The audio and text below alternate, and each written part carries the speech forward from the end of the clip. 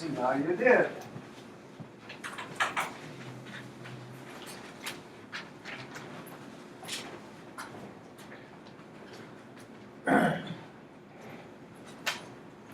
The actual exam differs from this, of course, but not by a whole lot. Of course, the questions are all different, reactions are all different.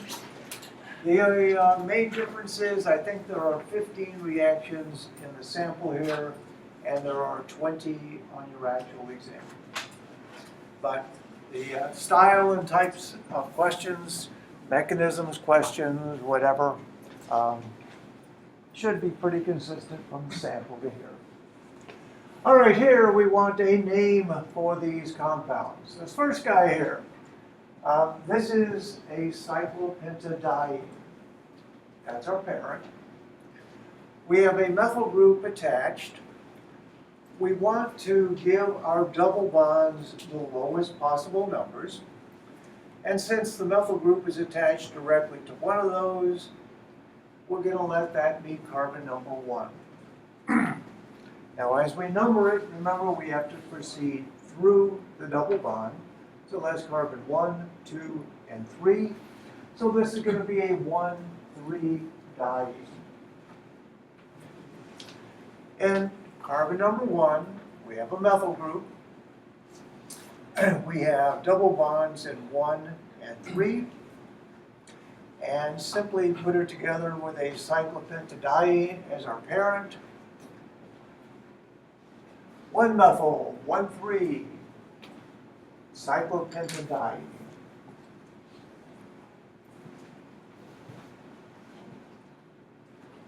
Any questions on that? So if you were to have 3 bonds, it would be tri. Diene. It would be a triene, right? Right. All right, our next guy is also a diene. We need to remember we want to include our double bonds in our parent chain. Again, we want to give them the lowest possible numbers. So we're going to start up here as carbon number 1. Now there's no stereochemistry here on carbon 1 because there's a CH2 on the end. But we do have stereochemistry here. So you need to look at the things that are attached. Obviously, the methyl group here is highest priority. On this side, we go out, we have a carbon on both. So we have to look at our tiebreaker. This is attached to a double bond that's equivalent to 2 carbons and another carbon, so 3 carbons. This is 2 hydrogens and a carbon. So this is our highest priority arm. This is going to be trans stereochemistry. Remember, we can also call trans E. Have a methyl group here in carbon 2. We have an ethyl group here in carbon 3. And we have double bonds in 1 and 3. Again, our stereochemistry is E. E, 3-ethyl, 2-methyl, 1,3 pentadiene. Yeah. Can you explain again why you want that as like your arm? Why this is highest priority? Yeah. All right, well, let's look at this carbon. We go out and we see what's attached to it. Okay, what's directly attached here? A carbon and a carbon. So it's a tie. Then you look and you see, all right, what are these carbons attached to? Here we have 2 hydrogens and a carbon. Here we have a double bond. Remember, that counts twice. So that's 2 carbons. And then a methyl group, that's a 3rd carbon. So this one's attached to 3 carbons. This only to 1. It wins. All right, this is the next guy here. This is obviously a chiral center, isn't it? We're going to have to include R or S. First thing we want to do is find our longest chain. Longest chain, probably we want to start here, carbon 1, carbon 2, 3, and 4. So we're dealing with a butane. On this butane, we have bromine attached to carbon number 1. Now we need to think about the RNS stereochemistry. Our hydrogen is back. That makes us comfortable because it's going to be the lowest priority group. Clearly, this carbon is going to be the highest because it's attached out here to a bromine. Here we have 2 carbons. Here we have 1. This is going to be S stereochemistry. Our ordering is 1, 2, and 3. Our lowest priority group, the hydrogen, is pointing back. So, putting this together, we have a bromine in position 1. That's this guy. Our parent is a butane, 1, 2, 3, 4. And the stereochemistry is S. S, 1 bromo, 2 methyl butane.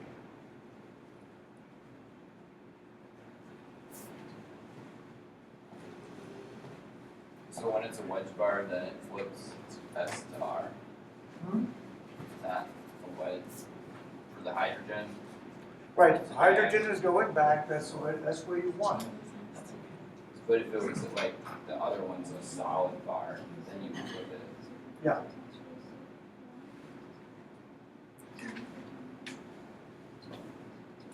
All right, let's look at this guy. Here we have a cyclopentene.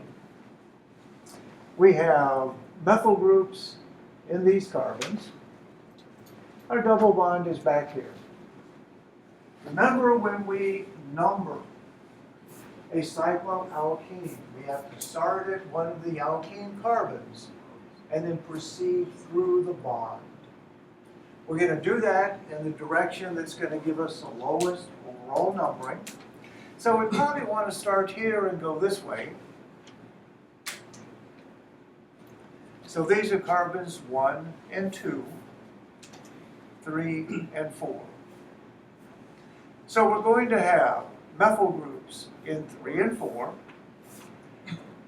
This is a 1 cyclopentene. We don't need to include the 1 because it always is. Our stereochemistry here. Our methyl groups, this one's up, this one's down. That's trans. Remember, we could also call this E. E would be acceptable, but in the case like this, trans is probably simpler and it works just as well because we don't have any ambiguity. We just have hydrogens and methyl groups. I would put this together as trans, 3,4-dimethyl cyclopentene. Remember, we don't have to show a number for the double bond because by definition, those are carbons 1 and 2.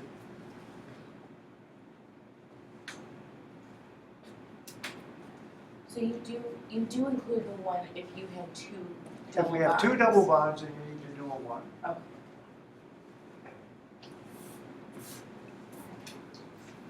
All right, let's work backwards here.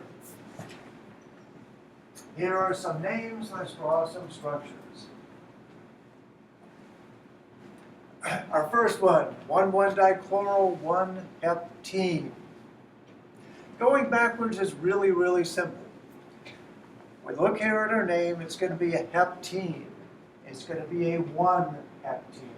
So that means our double bond is in our first carbon.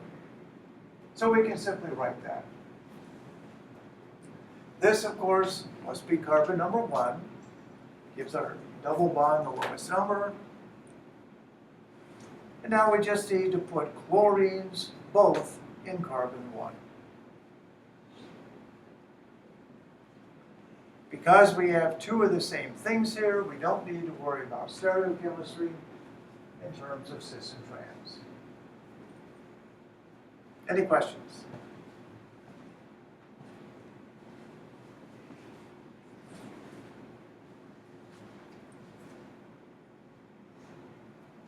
All right. 1R, 1,4-dimethyl cyclohexene. I would start off just doing a cyclohexene. Now I know that these are going to be carbons 1 and 2. Therefore, I'm going to have a methyl group here in carbon 1 and a methyl group in carbon 4. Now, the R here obviously refers to the stereochemistry around this carbon. What we have to decide here is whether the hydrogen is going to be pointing towards us or away. So what I do in a case like this is I look and I say, okay, I don't know about this guy yet, but what are the priorities on my other carbons? This is a tie, they're both carbons, they're both CH2s. But when we go one further, this is attached to a double bond. This is attached to another CH2. So therefore, this is going to be the highest priority. That will be second.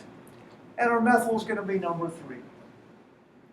So we've assigned our priorities now. What we have to do is simply decide, is the methyl group going to come towards us or away? Now, at this point, if we simply connected our 3 dots here, that would be counterclockwise, wouldn't it? Yeah.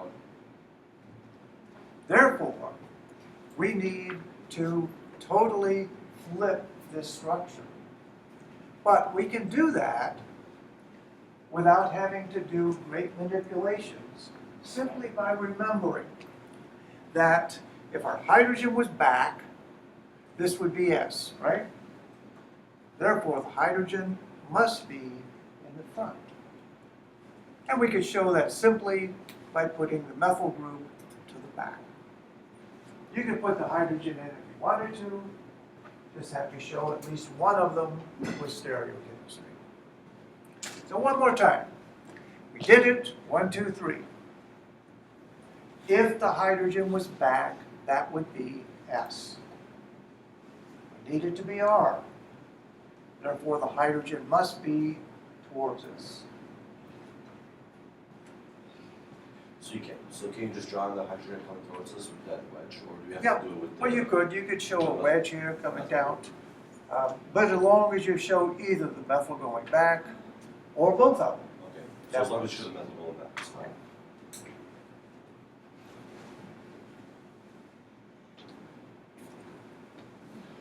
All right, reactions. Once again, on the real exam, there will be 20 of these. On the real exam, you will not have your little sheet handy, although remember, you can bring a 3x5 card. If you want to write everything very, very, very, very, very small and squint a lot, you can do that, but you don't need to.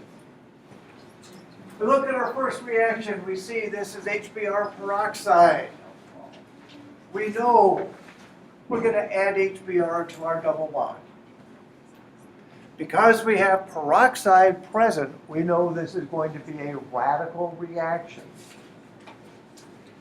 When we do a radical addition, we're going to form the most stable radical. That's going to be, in this case, on our tertiary carbon. That means that the bromine radical, must adhere to the secondary carbon. Overall, this is going to be anti-Markovnikov. That is, the bromine is going to go on our secondary carbon, the hydrogen on the tertiary.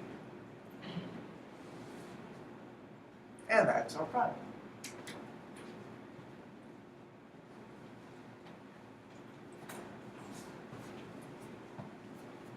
This next guy, we're taking an alkyne, and we're simply going to add water. Now we're doing this in the presence of mercury.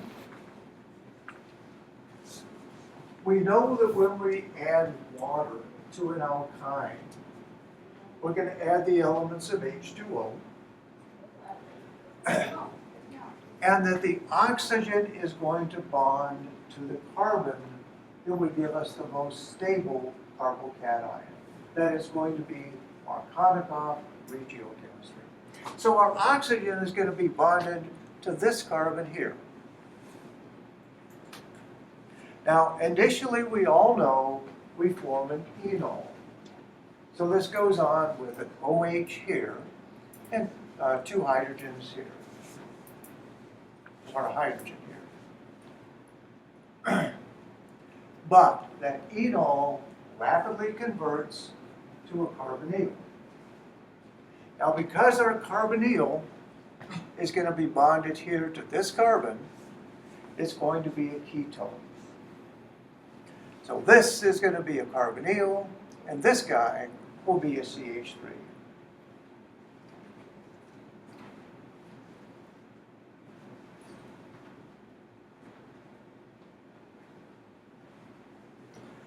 We can also use anions of alkynes as nucleophiles. Now in chapter 10 and 11, we're going to talk a lot about nucleophiles and stuff like that. But this is our introduction. We know that we can take this anion and use it to react with something like bromomethane. So what's going to happen is this anion is going to attack the carbon, bromine will leave, and all in the world we're going to do is stick the methyl group onto the end of this alkyne. When we do that, we get this alkyne, and this is the methyl that we just stuck on there.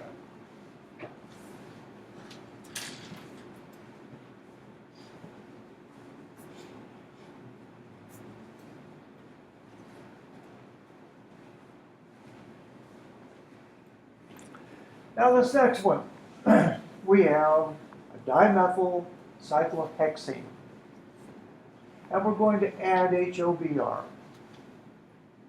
Now because this is symmetrical, we don't have to worry about Markovnikov or anti-Markovnikov, but we still remember deep in our head that the OH would always add to the Markovnikov carbon. Okay, we know that.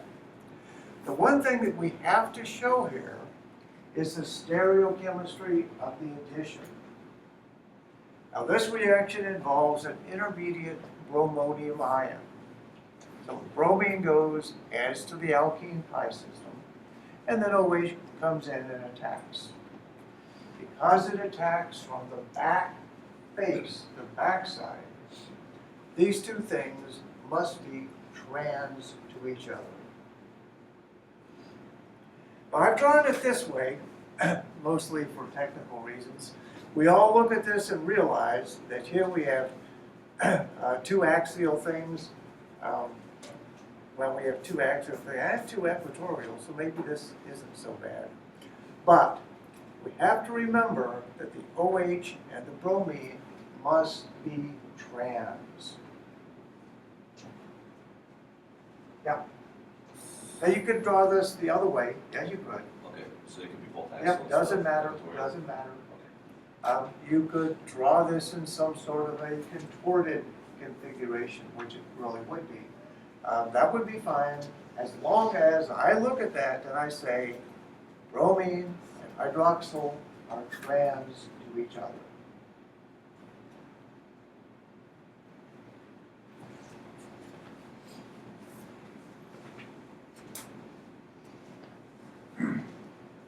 Reduction, one of the simplest things. The problem with reduction is you waste a perfectly good double bond because we're going to convert it to the simple alkane. Double bonds are really neat because you can do so much chemistry with them. Alkanes you can't do much at all. But sometimes you need to just get rid of it. All we're going to do here is add hydrogen across our double bond, and that's going to make it into the simple alkane. We're not going to reduce our benzene ring. We'll talk about why next semester. But under these conditions, the benzene ring does not reduce. Now another reduction. This is using Linmar catalyst. Remember, Linmar stands for lousy. So this is a very poor catalyst. It's good enough to add 1 mole of hydrogen, but not 2. Therefore, we're going to add hydrogen. And recall that when we add hydrogen on a catalytic surface, that both hydrogens go on from the same face. That means the hydrogens must be cis, and our product here, the alkene, winds up being a cis alkene. On a surface, both hydrogens come on from the same side.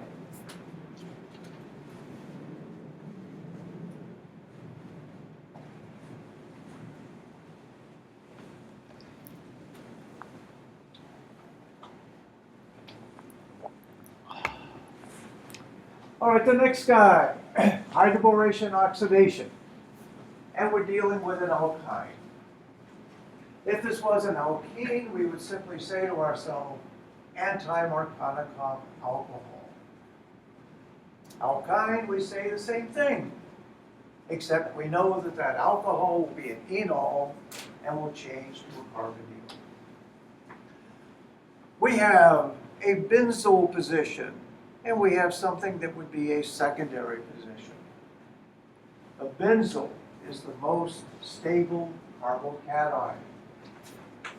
Now, because this is anti-Markovnikov, that means that our oxygen is going to be bonded here, and our hydrogen will go here. Our enol then would have an OH on this carbon, hydrogen here. The enol rapidly converts to a carbonyl compound, so this carbon becomes a ketone, the benzyl becomes a CH2.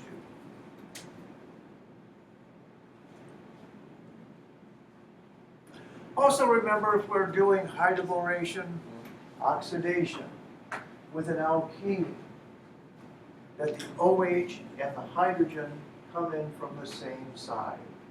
It's a syn or cis addition. Any questions?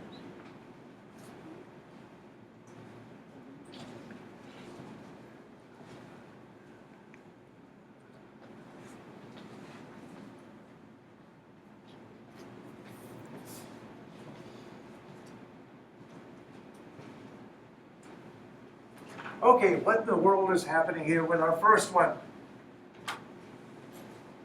We have alkaline permanganate. We remember there are 2 reactions we need to remember for permanganate. If it's alkaline, we form a 1,2 diol. If it's acidic, we split. So this is going to give us a 1,2 diol. Now remember, both hydroxyl groups are going to originate from the oxygens on the manganese. Because of that, they come on from the same side. So this is going to give us a cis 1,2 diol. When we draw our structure, all we have to do is somehow convincingly show that these 2 things are cis to each other. I've drawn it here with this axial, this equatorial. This has 2 axial substituents. That's not the most stable conformation, is it? But technical reasons, if I tried to swap it, it wouldn't fit on the slide right. But don't want that. The only thing I would really look for here is to make sure that the hydroxyl groups are shown cis.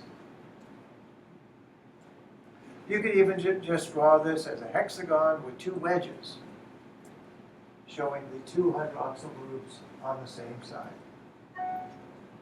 Any question? So you said that if it was an acidic, it would split. Does that mean that the ring would actually split, or? Sure.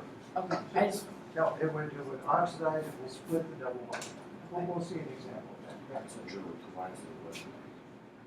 Yeah, that's good. As long as I look at it and I say, there's cis. All right, doing simple hydration again on an alkyne. This is nice and symmetrical, no problem at all. We are going to simply add an oxygen to one of these carbons, hydrogen to the other. That gives us the enol. One of these will wind up being a carbonyl, and that would be our structure, referred to as methyl ethyl ketone.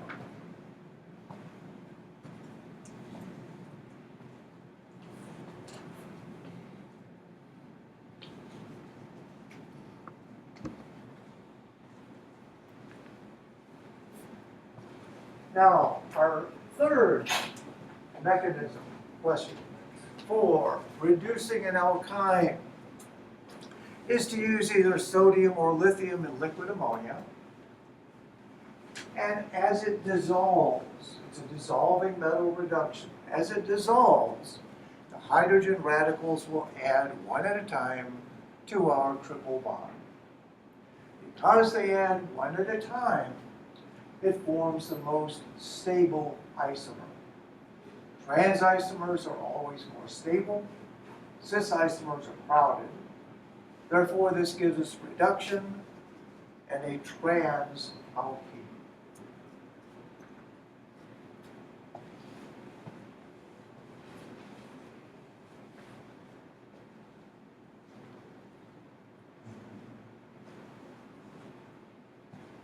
So Lindlar gives us a cis alkene. Hydrogen on platinum would give us the alkane. And dissolving metal will give us the trans alkene. Remember all three of those. Ozonolysis followed by dissolving metal workup. Remember, in ozonolysis, we're going to split our double bond. We're going to split this thing right down the middle, and both of the alkene carbons are simply becoming carbonyls. Don't have to worry about over-oxidation or anything like that, like you do with permanganate. This will either give ketones or aldehydes. We have a hydrogen here, we have two hydrogens here, so we're going to get two aldehydes. We're going to get this one, and this, of course, is formaldehyde.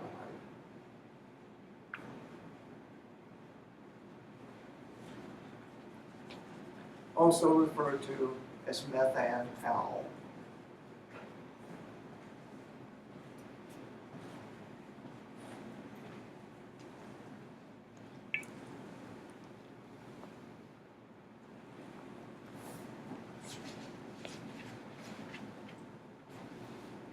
Now, my goodness, what's happening on our first one? We look at this and we say, this has way too many oxygens, doesn't it? That's a peracid. What does a peracid do with an alkene? It forms an epoxide, doesn't it? It simply takes this extra oxygen, sticks it on the pi system. So it forms a three-membered ring ether. So, first thing that's going to happen in step one, we're going to make the epoxide. Now the epoxide is a nice stable compound. Isolate it, measure it, do everything you want with it. But our second step here We take this epoxide and we dump it into acidic water. We know that what happens in the presence of strong acid is that we protonate the oxygen here, just like H3O, we protonate that at equilibrium. And then another mole of water is going to come in and attack this backside. So we wind up with two OH groups. One of them comes from this guy, so we'll leave it bonded here. And the other comes from the water, and it's going to come in the bottom and attack here. So our final product would be the trans diol.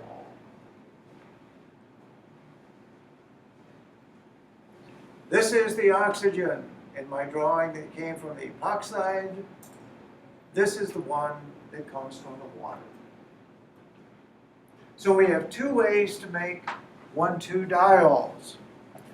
Permanganate and base gives us a cis diol. Peracid followed by hydrolysis gives us a trans diol.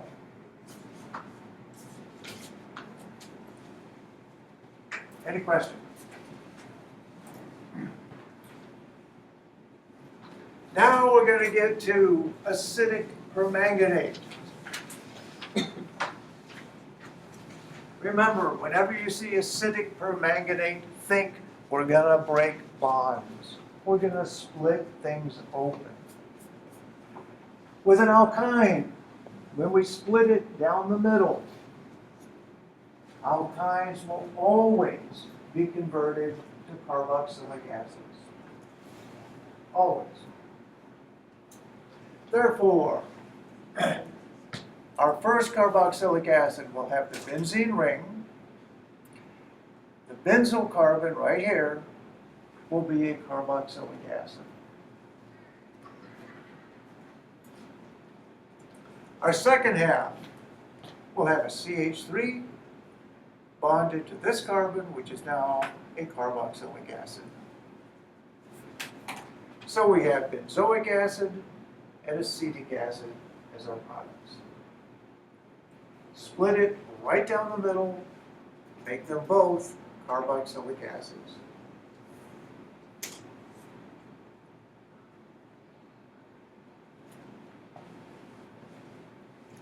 If we take chloroform and put it in strong base, we do a 1-1 elimination, it's called, and we form dichlorocarbene.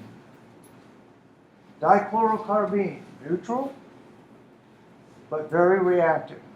It will just come and sit down on the pi system and form a 3-membered ring.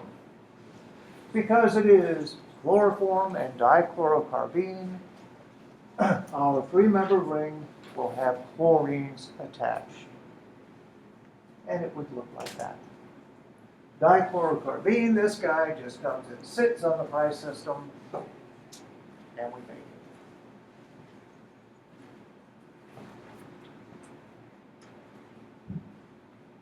And finally, very simple crude reaction here.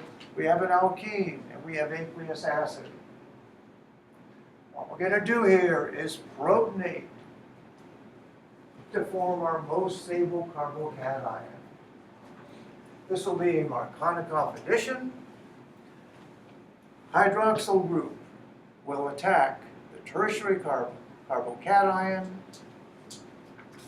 and we will simply get the alcohol.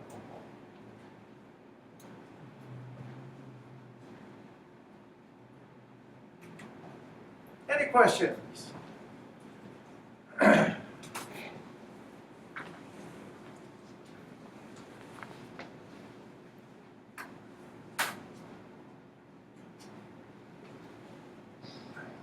Like I said, on the exam, expect a few more.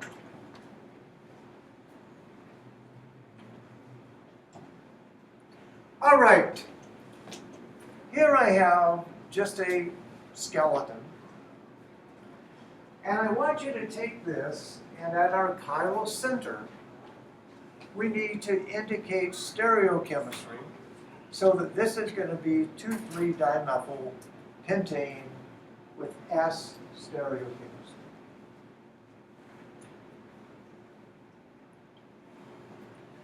This is going to be carbon 1. So we have a methyl group here at 2 and a methyl group at 3.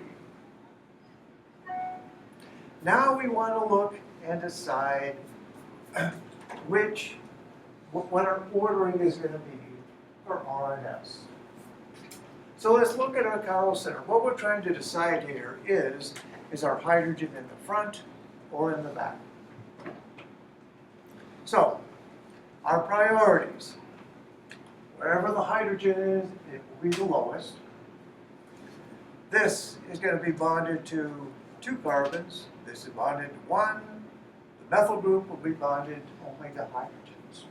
So, this is going to be 1, this is going to be 2. Now, we want this to be S, don't we?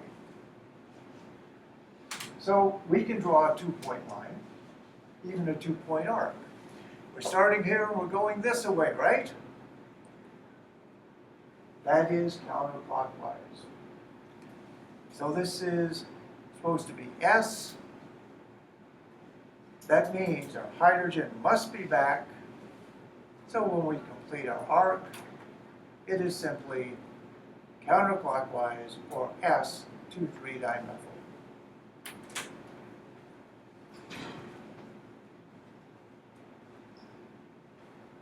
Any questions?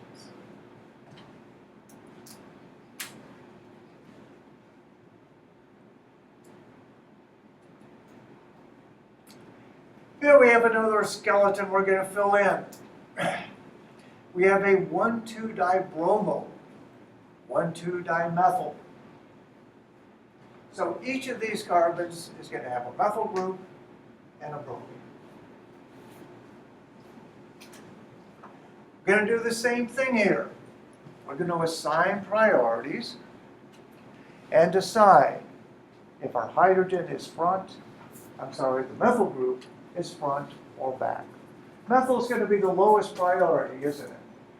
Because as we go around the ring, this guy, let's start with this carbon here. This one is going to be attached to a bromine, one way or the other.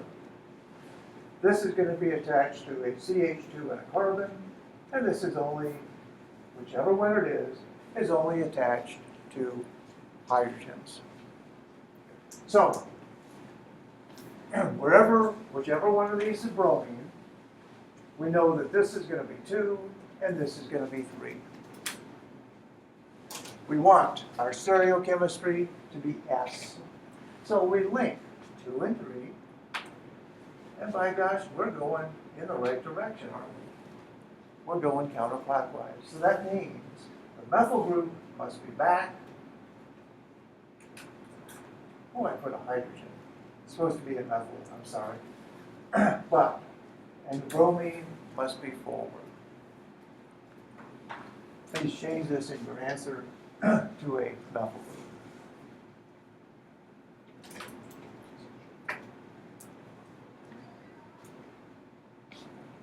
Now this guy, we're going to do the same operation. Again, this is going to be carbon 2, that will be carbon 3, and one of these is carbon 1. We are going this way now. That is clockwise. So that would give us R if our methyl group was back and the bromine was forward. Therefore, it must be reversed. The bromine must be back. Again, I put a hydrogen, not a methyl. I apologize. Bromine is back. Methyl is forward. This would give us R, but because our lowest priority group is forward, that's an S.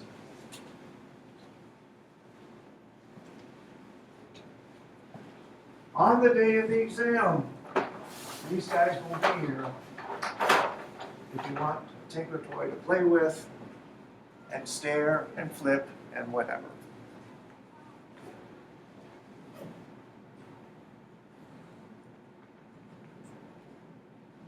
The next one. I just gave you a cyclohexane And I want you to draw any chiral stereoisomer of 1,2-dimethyl.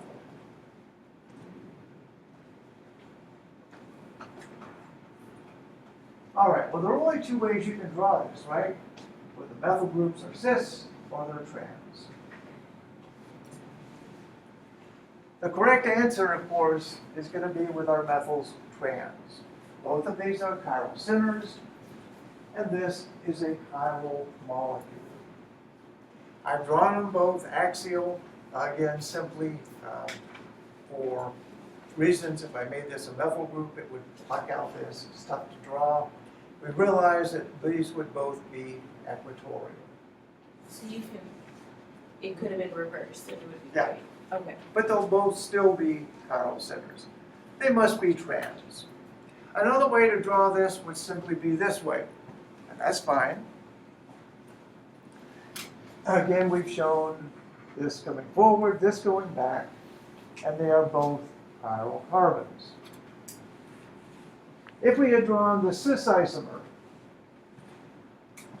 we would look at these molecules, even though they are, again, chiral centers, but there's a plane of symmetry right down the middle of this one. Two methyls reflect. Here, the plane of symmetry does not exist because one methyl is up and one is down. This is meso and this is not.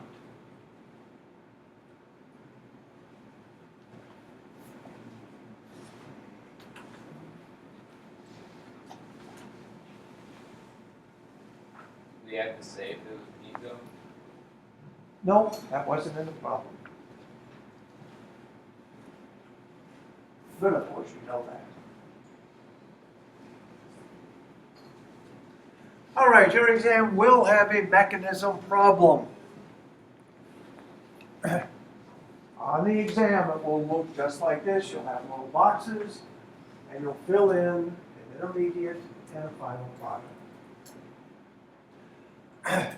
In this reaction, we are adding HBr to an alkene. We know this is going to be a Markovnikov addition. So our intermediate here is going to be a carbocation. Carbocation will form on one of the alkene carbons. If we look at it, this is a tertiary carbon, but this is benzylic. The benzylic carbocation is more stable. Therefore, Markovnikov says this will be the carbocation that you form. So in box number 1, you simply had to draw this carbocation.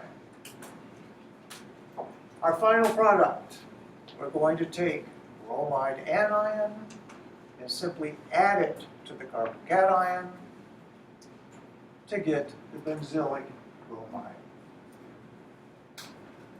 You got a question? Okay. So whatever mechanism problem you have on your exam, it won't be this one, make sure in box number 1 you draw your intermediate. Box number 2, your final product.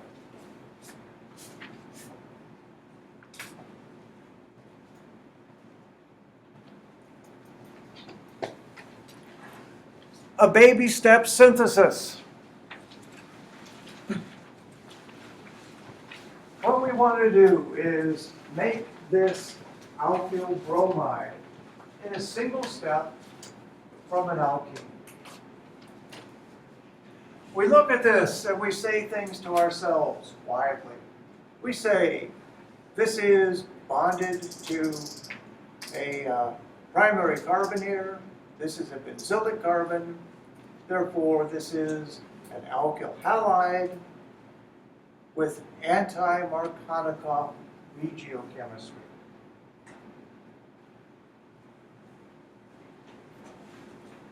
Bromine is not bonded to the carbon that would give us the most stable carbocation. So we say to ourselves, okay, our alkene carbons must have been this guy, and the one that the bromine's attached to. So we're simply going to draw styrene as our starting material.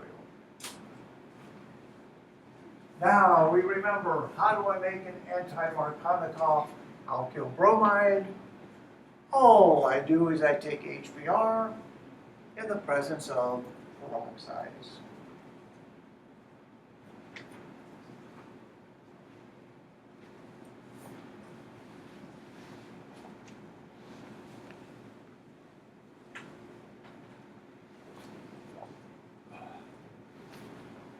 All right, let's end up with a couple stereochemistry questions. This is cholic acid. It's a naturally occurring steroid. And I'd like you to take this and tell me how many degrees of unsaturation we have. Tell me how many chiral centers there are. And based on the number of chiral centers, how many stereoisomers we would make.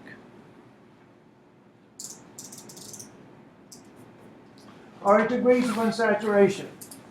Well, we remember every ring and every double bond gives us 1 degree of unsaturation.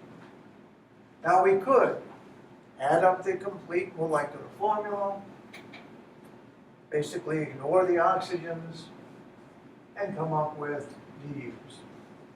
But it's much, much simpler just to count. As we count, we have 1, 2, 3, 4 rings. Don't forget, this is a carbon-oxygen double bond. Therefore, there are 5 degrees of unsaturation.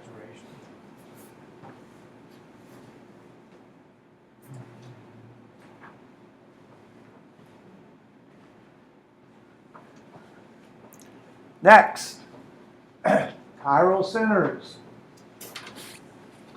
Well, as we start, let's start down here somewhere.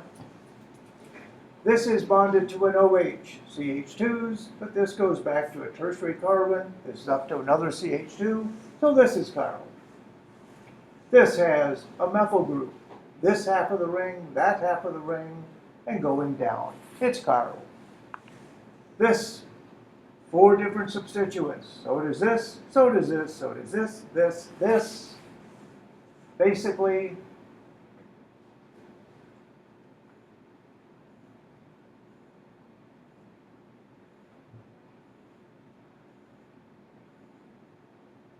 we have 11.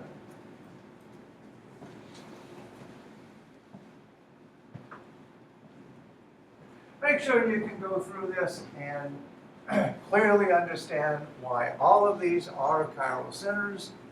Remember, if we simply have a tie, just keep going until you find something different, or not. Now, if we have 11 chiral centers, how do we know how many stereoisomers? Well, it's simply 2 to the 11th, isn't it? What's 2 to the 11th? 2048. On the task, we'll just write 2 to the 11th, or do we have to get a calculator and calculate how many it actually is? Well, that would be a touch of class, but 2 to the 11th would certainly suffice, but you should be able to do 2 to the 11th in your head. It's a digital age, my goodness. Well, I can put a calculator on.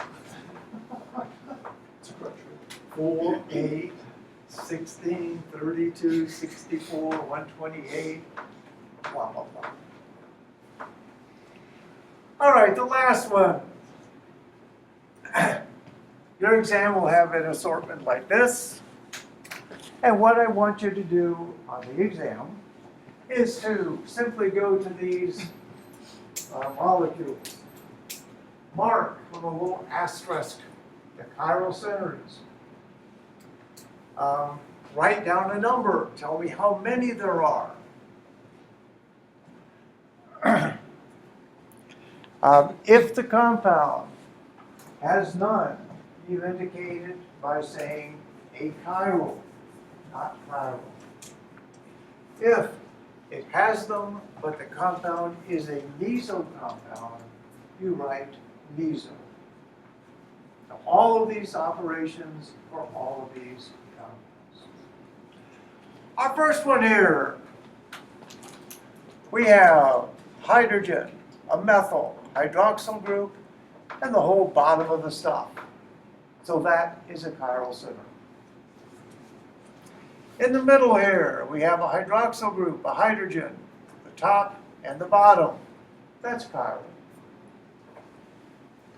This one, we have a hydrogen, hydroxyl, methyl. We have 3 chiral centers.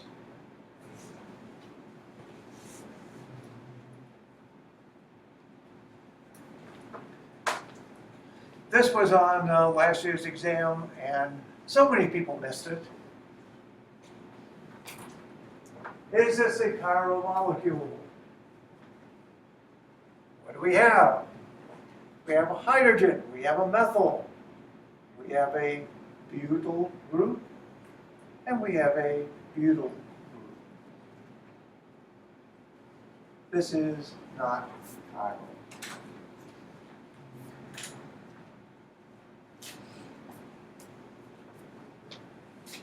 This carbon here has a hydrogen, has a methyl, CH2s, but this one then is bonded to a double bond. This goes around with CH2s. This has 1 chiral center.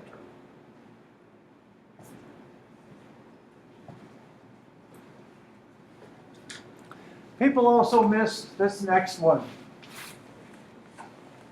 Have a hydrogen, hydroxyl group and an ethyl, bottom half. That's chiral. We have a hydroxyl group, a hydrogen, this and this. That's chiral. This is simply a CH2 though, isn't it?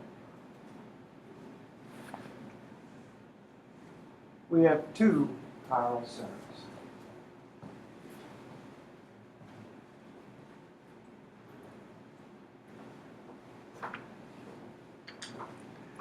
Now this one, this carbon is attached to a hydrogen, to a methyl, to this tertiary carbon, to a CH2, they're all different.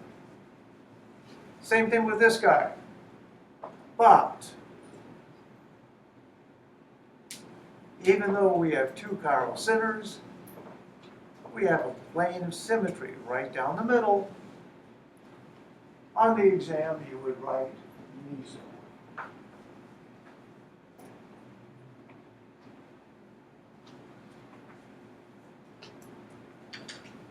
Bonded to a hydrogen, to a methyl, CH2's tied, but this goes to a tertiary carbon, that's another CH2. Both of these are chiral centers. Because one is up, one is down, there is no plane of symmetry. There are 2 chiral centers.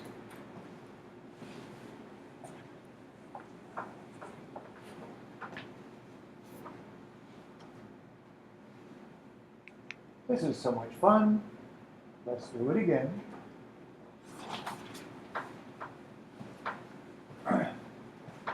Our first compound here, this carbon, hydrogen, methyl, down here to a double bond, CH2, this is chiral.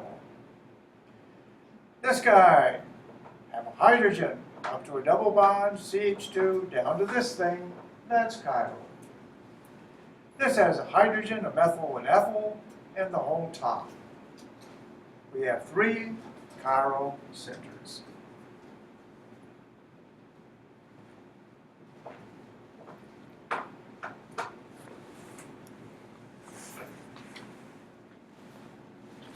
A sawhorse projection. We start here in the front. Hydrogen, methyl, bromine, and this thing. They're different. The back carbon, hydrogen, methyl, ethyl, this thing, they're different. Simply 2 chiral centers. And our last little guy here, we have two cyclopropane rings bonded together, very strained, very unhappy. Here we would have a hydrogen, CH2, another CH2, and then back to the tertiary carbon. Same thing here, hydrogen, CH2, CH2, tertiary carbon. Think about it, if you flatten it out, it clearly is a chiral.